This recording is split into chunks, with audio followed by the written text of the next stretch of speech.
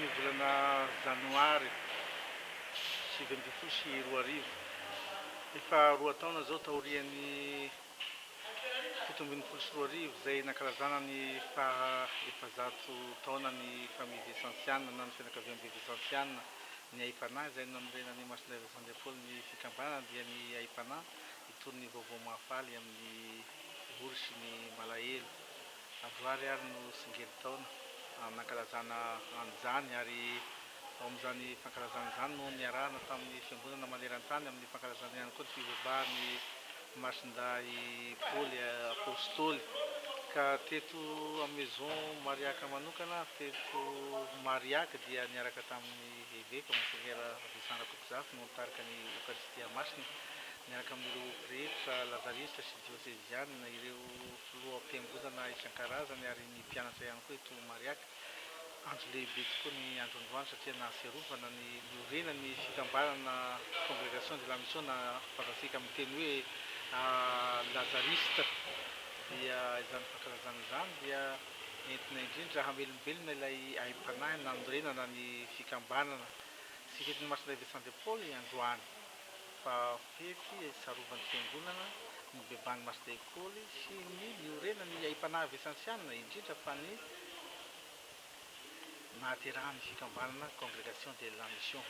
Nimbona tamin'izany ary ny fiangonana teto ny Diosezy Tolagnaro, laïka, religieuse, pretra niaraka tamin'ny évêque amin'ny voninahitra an'Andriamanitra.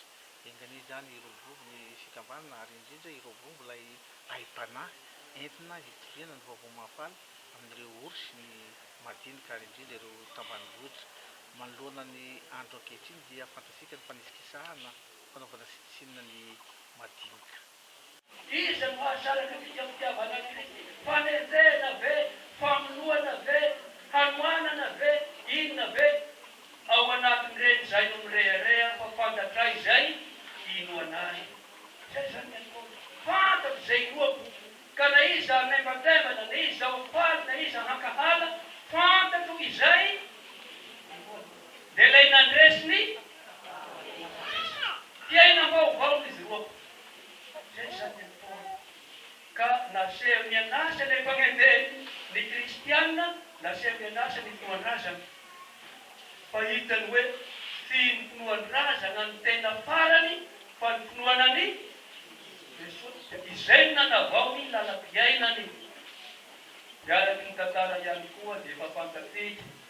Dia tao amin'ny tanàna hoe Forteville, rehefa nitoro-teny masinay maintenant hoe ireo maety ilay lafiny namany, ireo atao andolom-bala, ireo madinika tokony aneo antsika fitiavana fa zanak'Andriamanitra ireo dia mirotra ny olona tonga dia hoe hanao ny fampiarana eo ny hoe hanao ny fampiarana.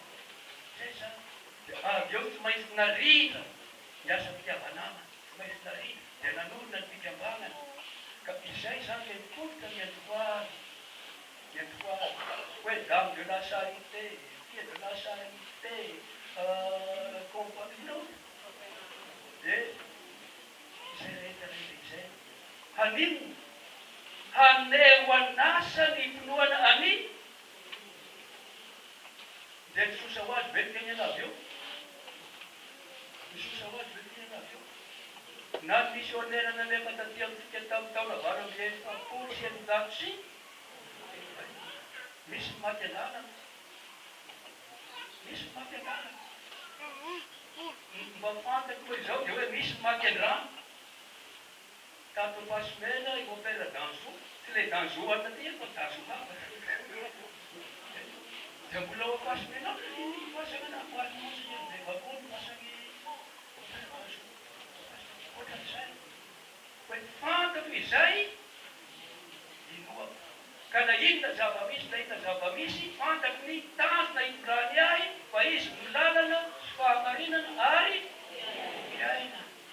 Ka izay any mba fahasoavana katahantena hanehoana anasa ity fanirahan'ny Kristy antika ity dia mba mangataka ny vavaka ny masinday Paoly, mangataka ny vavaka masinday Md Paoly mba hankaherezi ny mpanahy an-trany na inona zava-karitra na inona zava-karitra fantatro izay noako